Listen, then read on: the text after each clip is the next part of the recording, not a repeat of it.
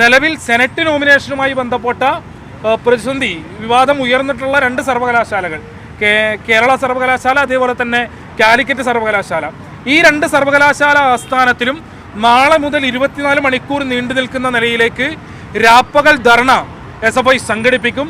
ആ ധർണയ്ക്കകത്ത് കേരളത്തിൻ്റെ ഉന്നത വിദ്യാഭ്യാസ രംഗം ശക്തമായി നിലനിൽക്കണം, മതനിരപേക്ഷ സ്വഭാവത്തോടെ നിലനിൽക്കണം എന്നാഗ്രഹിക്കുന്ന മുഴുവൻ ആളുകളെയും ആ ധർണാ സമരത്തിൻ്റെ ഭാഗമാക്കുന്നതിനു വേണ്ടി SFI തയ്യാറാകും.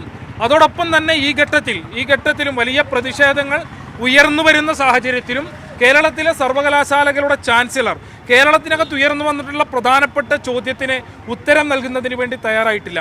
ഈ രണ്ട് സർവകലാശാലകളിലേക്കും ഗവർണർ നോമിനേറ്റ് ചെയ്ത RSS പ്രതിനിധികളുടെ പേര് വിവരം എങ്ങനെ, ആരുടെ പക്കൽ നിന്നും ഗവർണറുടെ ടേബിളിലെത്തി, ആര് നിർദ്ദേശിച്ചതാണ് ഈ പേരുകൾ, എവിടെ നിന്നാണ് ഉത്തർപ്രദേശുകാരനായിട്ടുള്ള സർവകലാശാലകളുടെ ചാൻസലർക്ക് കേരളത്തിലെ ക്യാമ്പസുകളിലും കേരളത്തിനകത്തുമുള്ള ഈ RSSകാരുടെ പേര് എങ്ങനെ സർവകലാശാലകളുടെ ചാൻസലർക്ക് ലഭ്യമായി എന്ന ചോദ്യത്തിന് മറുപടി പറയുന്നതിന് വേണ്ടി ഈ ഘട്ടം വരെ അദ്ദേഹം തയ്യാറായിട്ടില്ല. അതുകൊണ്ട് തന്നെ യാതൊരു തർക്കത്തിനുമിടയില്ലാതെ ഈ ഘട്ടത്തിൽ SFI പ്രഖ്യാപിക്കുകയാണ്, ഈ നിലയിലുള്ള ശ്രമങ്ങളിൽ നിന്നും പിന്മാറാത്ത പക്ഷം കേരളത്തിലെ സർവകലാശാലകളുടെ ചാൻസലറെ കേരളത്തിലെ ഒരൊറ്റ വിദ്യാഭ്യാസ സ്ഥാപനത്തിനകത്തും പ്രവേശിപ്പിക്കുന്നതിന് അനുവദിക്കാത്ത നിലയിലേക്ക് ഞങ്ങളുടെ സമരത്തെ ഉയർത്തിക്കൊണ്ടുവരും.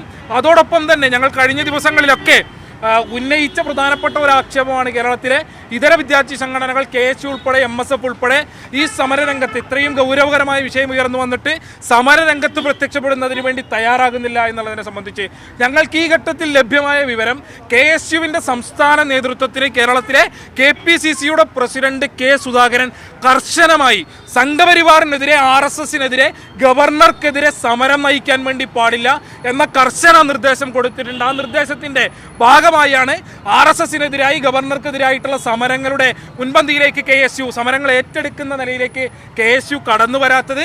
സ്വാഭാവികമായും വരാനിരിക്കുന്ന പാർലമെന്റ് തെരഞ്ഞെടുപ്പിന് മുന്നോടിയായി കേരളത്തിൽ കോൺഗ്രസും RSSും തമ്മിൽ തയ്യാറാക്കിയിട്ടുള്ള ധാരണയുടെ ഭാഗമായിട്ടാണ് കേരളത്തിലെ KSU വിദ്യാർത്ഥികളെ ഒറ്റുകൊടുത്തുകൊണ്ട് ഈ ഗൗരവകരമായ വിഷയത്തിലുള്ള സമരത്തിൽ നിന്നും മുഖം തിരിഞ്ഞു നിൽക്കുന്നത്.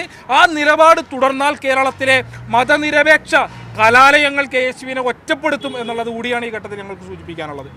കേരളത്തിലെ സർവകലാശാലകളെ, ക്യാമ്പസുകളെ തകർക്കുന്നതിന് വേണ്ടി നേതൃത്വം കൊടുക്കുന്ന ചാൻസലർ, സർവകലാശാലകളുടെ ചാൻസലർ ആ നിലപാട് തുടർന്നാൽ, തിരുത്താൻ തയ്യാറാകാത്ത പക്ഷം കേരളത്തിലെ ക്യാമ്പസുകൾക്കകത്ത് കേരളത്തിലെ സർവകലാശാലകളുടെ ചാൻസലറെ പ്രവേശിപ്പിക്കാത്ത നിലയിൽ, തടയുന്ന നിലയിലേക്കുള്ള സമരവുമായി SFI മുന്നോട്ട് പോകും.